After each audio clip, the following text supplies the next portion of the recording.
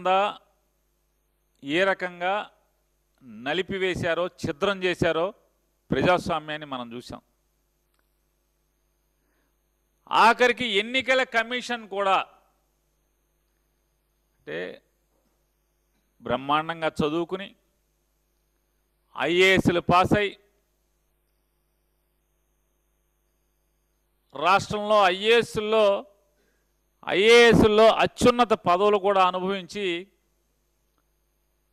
అంటే ఈ వెలగబెట్టినటువంటి అంటే సమాజానికి దిక్సూచిగా, సమాజానికి మార్గదర్శిలుగా జీవించాల్సినటువంటి కొంతమంది అంటే మీరు వ్యాపారాలు చేసుకుంటే మీ ఇష్టం, లేదా మీరు వ్యవసాయం చేసుకుని బతికితే మీ ఇష్టం, కానీ ఇవి వ్యవస్థని బాగు చేయాల్సినటువంటి లేదా ఈ సమాజానికి ప్రపంచానికి మార్గదర్శులుగా బతకాల్సినటువంటి ఎన్నికల విధుల్లో ఉన్నటువంటి ఈ కొంతమంది అధికారులు ఈ రకంగా తగలబడితే అసలు ప్రజాస్వామ్యాన్ని ఏం చేద్దామని వీళ్ళు ఈ రాష్ట్రానికి, ఈ దేశానికి, ప్రపంచంలో భారతదేశంలో ప్రజాస్వామ్యం చాలా గొప్పగా విరాజిల్లుతుంది. ఎన్నికలు ప్రజాస్వామ్యబద్ధంగా జరుగుతాయని మనందరం కూడా జబ్బలు జరుచుకుంటూ ఉంటాం బయట మిగతా దేశాలతో పోలుస్తూ.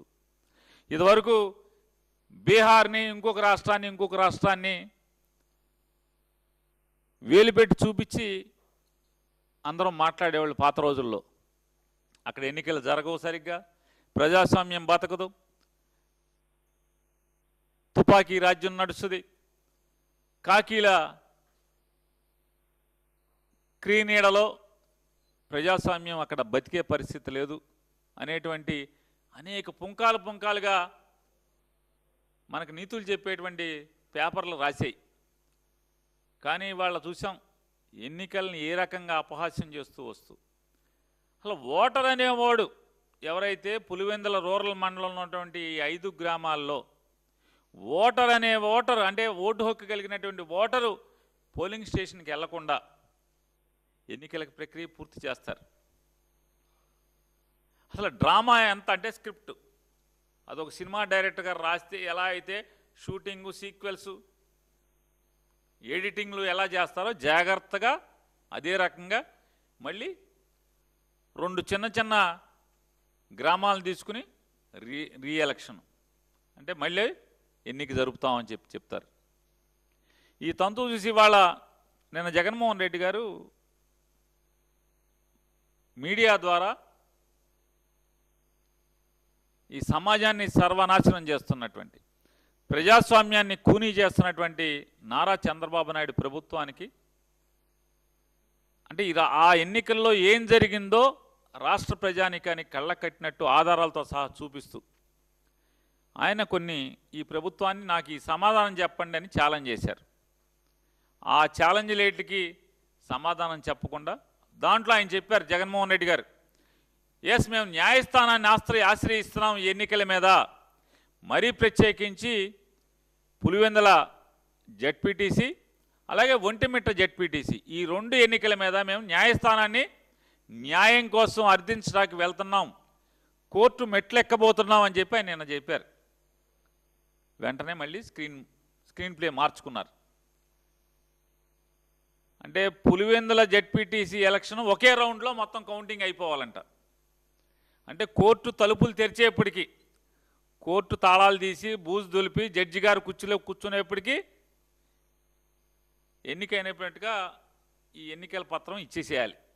ఎందుకంటే మళ్ళీ జడ్జి గారు ఈ ఆధారాలను చూసి మొత్తం ఎన్నికల కమిషన్ని, కలెక్టర్ని 2 మొట్టికాయలు మొట్టి ఎలక్షన్ అంతా ఆపండి అంటాడేమో అని చెప్పని కంగారు, భయం, ఆదరా బాదరా.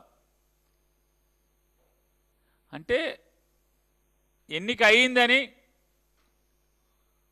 పులివెందుల్లో మేము గెలిచామనేటువంటి ఇది గెలుపా అని అడుగుతున్నాను. ఎవరిని మోసం చేస్తాను మీరేమనుకుంటున్నారంటే ఈ రాష్ట్ర ప్రజల్ని ఏమారుస్తున్నాము, మహా తెలివితేటలతో మహా తెలివితేటలతో 45 ఏళ్ల అనుభవంతో 45 ఏళ్ల అనుభవంతో ఈ ఆంధ్ర రాష్ట్ర ప్రజల్ని ఏమారుస్తున్నామనేటువంటి పగటి కళలతోనే మీరు ఇవాళ ఈ పులివెందుల ఎన్నికల్ని ఏ రకంగా జరిపారో. కానీ ప్రజల అమాయకులా? ఇట్లాంటి నారా చంద్రబాబు నాయుడు గారు లాంటి వాళ్ళని ఎంతమందిని చూసుకుంటారు?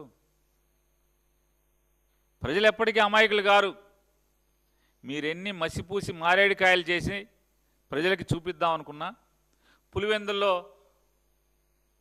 మొదటిసారి ప్రజాస్వామ్యం బతికించాం అని చెప్పని ఈ డ్రామాలకి మీరు ఎన్ని చేసినా కూడా కళ్ళకు కట్టినట్టు ఇవాళ మీడియా అంతా చూపించింది. అంతా ఆంధ్రజ్యోతి, అంతా ఈనాడు, అంతా TV5 కాదు కదా. ఏదోటి న్యూట్రల్గా పనిచేసేవాళ్ళు కొంతమంది ఉన్నారు. వాళ్ళు ఈ ప్రపంచానికి చూపించారు ఆల్రెడీ అక్కడ ఏం జరుగుతుంది అని చెప్పని. వెనకటికేదో చెప్పిన సామెతగా ఎవడే అంటే వీళ్ళ బతుకు బండారాన్ని వీళ్ళే బయటెట్టుకున్నారు. ఎందుకని? ఘనమైన జిల్లా కలెక్టర్ గారు, కడప జిల్లా కలెక్టర్ గారు చాలా గొప్పోడు, అద్భుతంగా ప్రజాస్వామ్యబద్ధంగా మేము ఎన్నికలు జరుపుతున్నాం, స్వేచ్ఛాయుతమైన వాతావరణంలో ఎన్నికలు జరుపుతున్నాం అని చెప్పనేటువంటి డ్రామా మాటలు చెప్తూ ఒక్కటంటే ఒక్క మీడియాని కూడా ఎన్నికల సరళిని, ఓటింగ్ లైన్లని, పోలింగ్ బూతుల్లోకి వెళ్ళటానికి కానీ ఏ మీడియాకి అనుమతి ఇవ్వకుండా వాళ్ళే ఒక కిరాయికి మాట్లాడుకునే డబ్బులకి ఒక సొంత ప్రైవేట్ ఫోటోగ్రాఫర్ని, వీడియోగ్రాఫర్ని పెట్టుకుని వాళ్లే తీసి వాళ్లే బయటికి ఇచ్చారు. వాళ్ళ చేత్తో వాళ్ళ పాపమే పండించుకున్నారు. ఇవాళ ఈ దొంగలు దొరికింది ఎట్లాగా? ఈ ప్రజాస్వామ్యం అనేటువంటి గొప్ప ఆలయంలో, ఈ గుళ్ళో, ప్రజాస్వామ్యం అనేటువంటి గొప్ప గుళ్ళో దొంగలు ఎవడయ్యా అంటే వీళ్ళే ఈ దొంగతనం చేస్తా, వీళ్ళు ఇచ్చినటువంటి సీసీ ఫుటేజీలు, వీళ్ళు ఇచ్చినటువంటి ఫోటోల్లోనే వీళ్ళు దొంగలు దొరికారు. ఆద్రా బాద్రా లెక్కింపు అయిపోయింది, ఎలక్షన్ అయిపోయింది, గెలిచేశాం.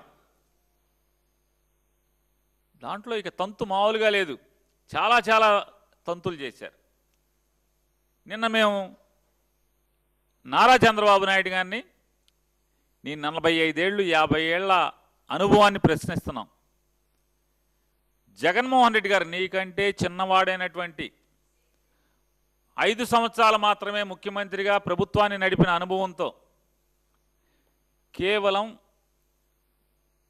12 సంవత్సరాలు 13 సంవత్సరాలు వయసు ఉన్నటువంటి ఒక రాజకీయ పార్టీ అధ్యక్షుడిగా మిమ్మల్ని కొన్ని అడిగారు. ఏమడిగారు? అయ్యా, ఎన్నికలు జరిగిన తంతంతా కూడా సీసీ ఫుటేజీల్ని సమాజానికి ఇవ్వండి, మీడియా ప్రపంచానికి ఇవ్వండి, రాజకీయ పార్టీగా ఆ ఎన్నికల్లో పోటీ చేసినటువంటి అభ్యర్థులకు ఇవ్వండి, వెబ్కాస్టింగ్ ఇవ్వండి, వెబ్కాస్టింగ్ జరిగినటువంటి తీరు మొత్తాన్ని, ఆ రికార్డ్స్ అన్ని ఇవ్వండి అని చెప్పని ఆయన నిన్ను అడిగారు. ఎందుకు ఇవ్వరని అడుగుతున్నాను. ఎన్నికల కమిషన్ కూడా మేము ప్రశ్నిస్తున్నాం. ఎందుకు మీకు భయం? నిజంగా మీరు ధర్మబద్ధంగా, పారదర్శకంగా, శాంతియుతంగా, నిష్పక్షపాతంగా, ప్రజాస్వామ్యబద్ధంగా ఎన్నిక జరుపుంటే ఈ రాష్ట్ర ఎన్నికల కమిషనర్ కానీ లేదా జిల్లా కలెక్టర్ కానీ ఎన్నికల బాధ్యతలు నిర్వహించినటువంటి జిల్లా కలెక్టర్ కానీ ఆ వెబ్కాస్టింగ్ లేదా సీసీ ఫుటేజీలు కానీ ప్రపంచానికి ఎందుకు ఇవ్వరు? భయం. మీకు భయం. భయం కాబట్టే ఇవ్వరు, దాచుకుంటారు. ఇవ్వాలి కదా. నిజంగా మీరు చాలా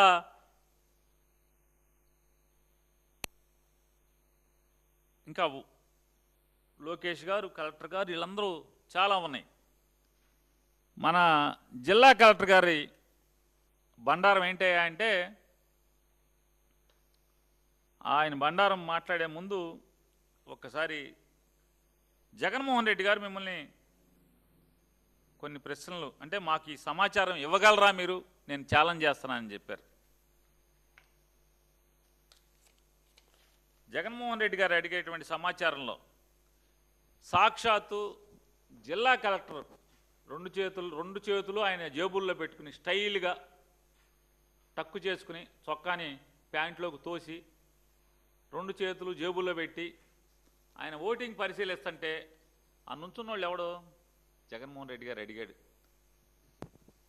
మిస్టర్ కలెక్టర్ నీ స్టైల్ బాగుంది, నీ టక్కు బాగుంది, నీ చొక్కా బాగుంది, నువ్వు ఇన్షర్ట్ చేసిన మడత లేకుండా పొట్ట కనపడకుండా కనపడుతుందా, అందుకే పొట్ట కనపడకుండా నుంచున్నట్టున్నాడు ఈయన.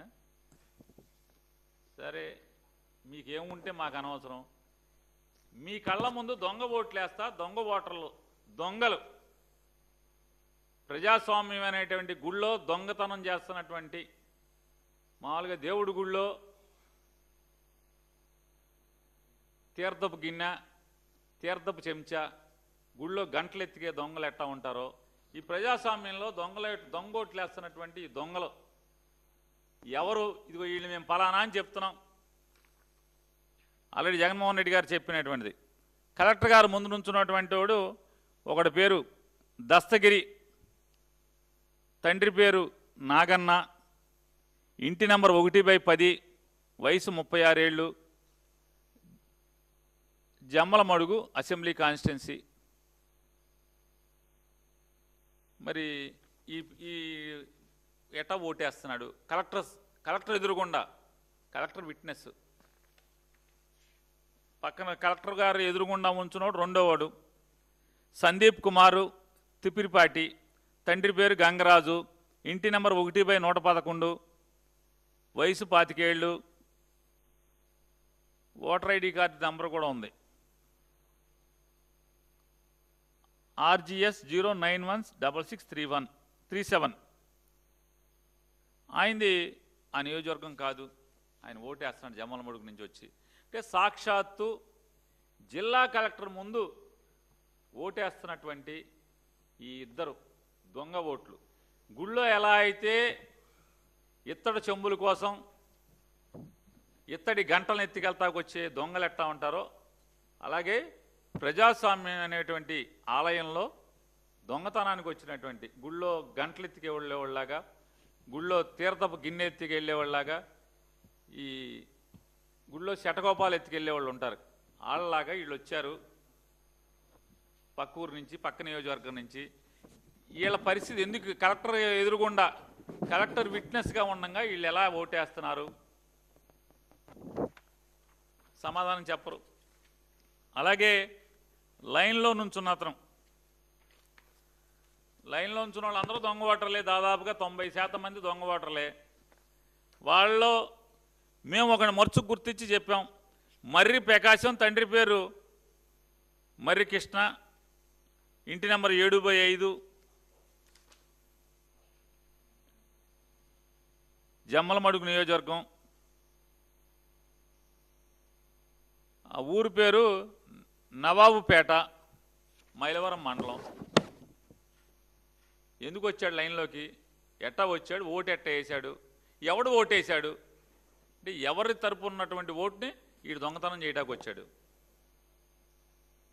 మనం అనుకున్నాం కదా గుళ్ళో చెంబులు గంటలు తీర్థపు గరిట్లు ఎత్తికెళ్తాకు వస్తారు కదా, అట్లా వీడు వచ్చాడు ప్రజాస్వామ్యమైనటువంటి గుళ్ళో ఆలయంలో ఎత్తికెళ్తాకు వచ్చాడు కదా. ఈ దొంగలు ఎందుకు వచ్చారు, వాళ్ళని పట్టుకోరా. అలాగే పోలింగ్ స్టేషన్, ఆడి ఒరిజినల్ ఓటు ఉన్నది పోలింగ్ స్టేషన్ 44, నవాబ్పేట, మైలవరం మండలం, జనార్దన్ రెడ్డి, ద్వారకచర్ల జనార్దన్ రెడ్డి, తండ్రి పేరు రామసుబ్బారెడ్డి, ఇంటి నెంబర్ 5/83. ఈ దొంగ ఎట్టా వచ్చాడు, లైన్లో ఎట్టా నుంచున్నాడు. ఈ దొంగలందరూ ఎట్లా వచ్చారు, మీ కళ్ళ ముందే ఎవడి ఓట్లు దొంగతనం చేశారు, సమాధానం ఎవడు చెప్తాడు, చెప్పరా. నారా చంద్రబాబు నాయుడు చెప్పడు, జిల్లా కలెక్టర్ చెప్పడు, ఎలక్షన్ కమిషన్ చెప్పదు. పొన్నతోట మల్లికార్జున్, పొన్నతోట విలేజీ, జమ్మలమడుగు మండలం, ఆయన ఓటర్ ఐడి అన్నీ ఉన్నాయి. ఎట్టా నుంచున్నాడు లైన్లో ఓటేస్తున్నాడు.